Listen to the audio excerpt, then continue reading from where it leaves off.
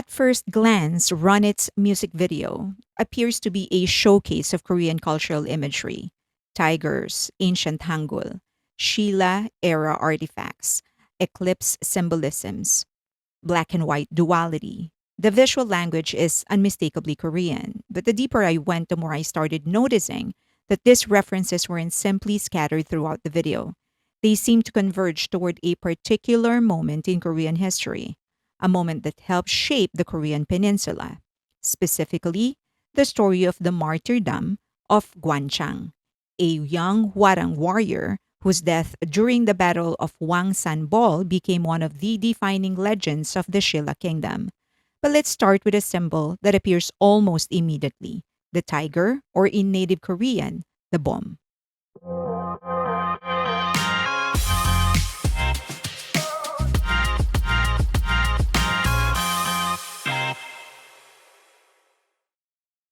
Tegok. Stray Kids was always heavy in yin yang symbolism. Official pop up store included yin yang bracelets. Fan and analysts noted mirrors, racing motifs, and explicit balance or opposites themes in the visuals and lore. However, the red and blue circle in the Korean flag, called the Tegok, is actually inspired by the yin yang.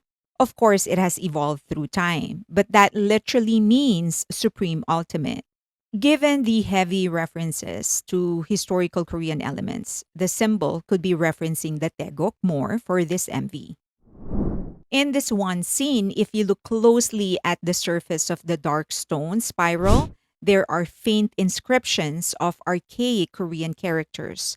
This references the Hun Min Gum, the original 15th century manuscript that introduced Hangul, or the Korean alphabet.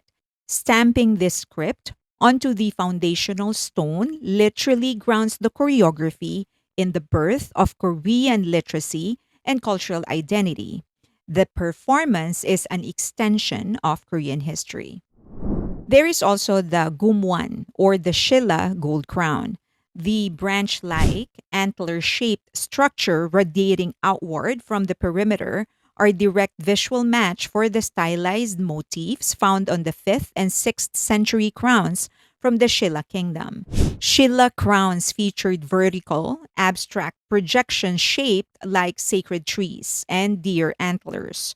This symbolized a bridge between heaven and earth, representing the king's dual role as a political ruler and a high shaman. There is also Felix's battle with himself. Felix movements look like Taekwondo movements. However, there is another ancient martial art with fluid, rhythmic folk game martial art characterized by graceful dance like footwork and sweeping kicks. That is called the Taekkyon. Modern Taekwondo was actually developed in the 1940s and 50s following the Japanese occupation of Korea. Its physical foundation is heavily based in Shotokan karate, mixed with Chinese martial arts.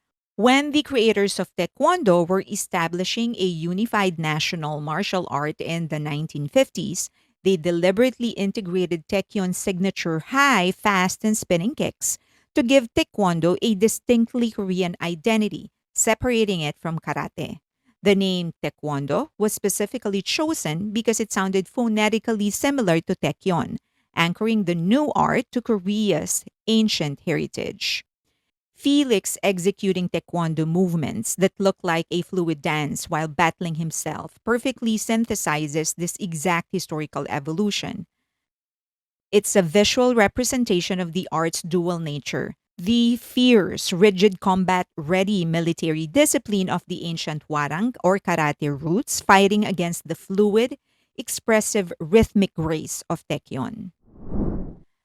The painting on the floor with their hands heavily mimics traditional Korean shamanic cleansing gestures and specialized regional folk dance aesthetics.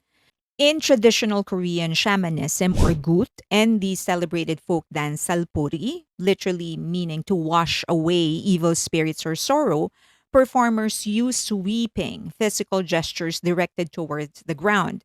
Rather than dancing strictly upright, usually common in the West, performers drop their center of gravity close to the earth and use flat palms or white silk scarves to figuratively sweep away bad luck, accumulated negative energy, or generational trauma or hand from the floor.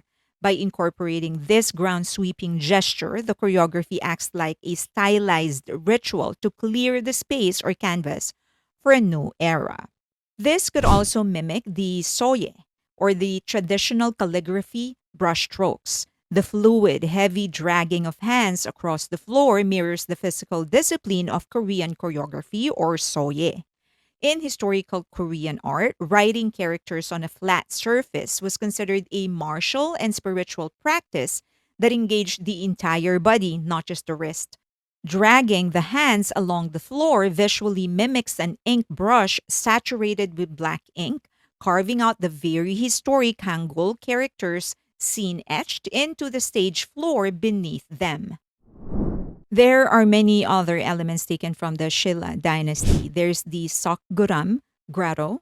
The circular arrangement of stone carved Buddha figures strongly evokes the architectural layout of the Sokguram grotto, an 18th century UNESCO World Heritage Site in Gyeongju, South Korea. Sokguram features a massive central stone Buddha surrounded by a circular chamber of relief carvings and smaller deities on the walls. This also looks like where Changbin was standing in the beginning of the music video. There's also the Goguryeo tomb mural. The central emblem is called the Yonmu, or the black tortoise.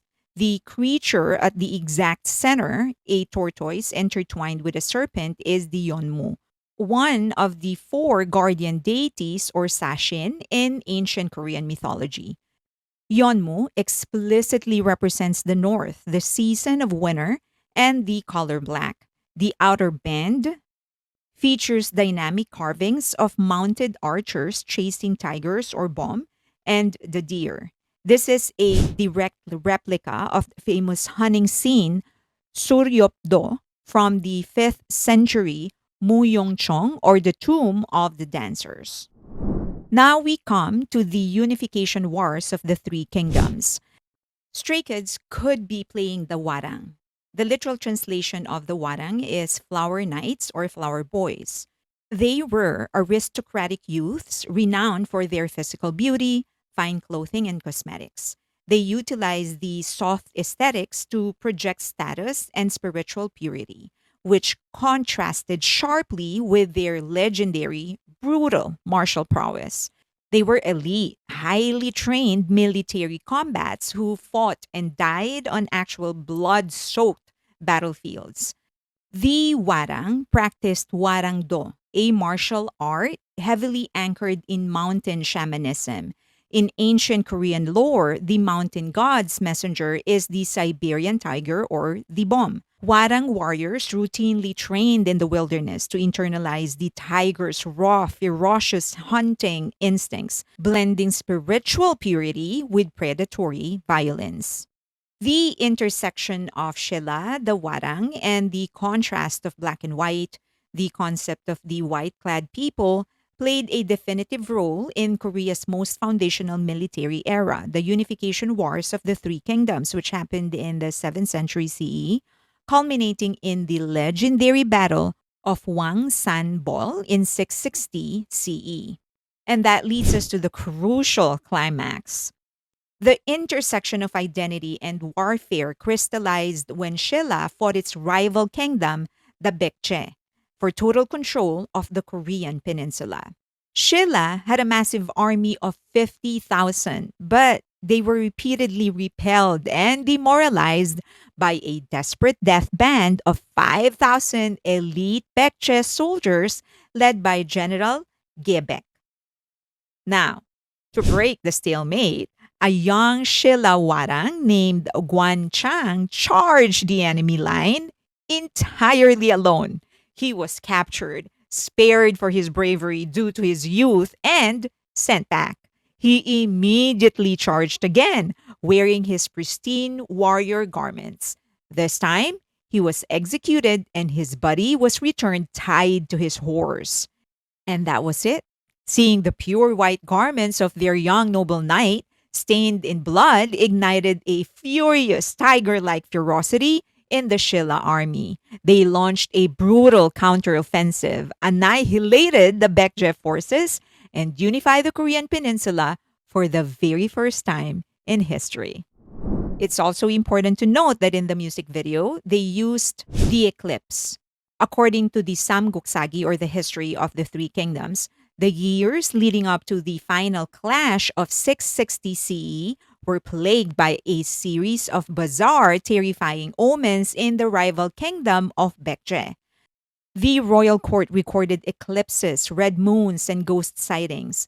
Most famously, a subterranean omen was discovered where an inscription read, Bekche is like a full moon, and Shilla is like a new moon. A court shaman interpreted the eclipse and the moon signs to mean that the full moon of Bekje had reached its peak and was destined to be swallowed by darkness, and that's the eclipse, while Shilla's new moon was just beginning to grow.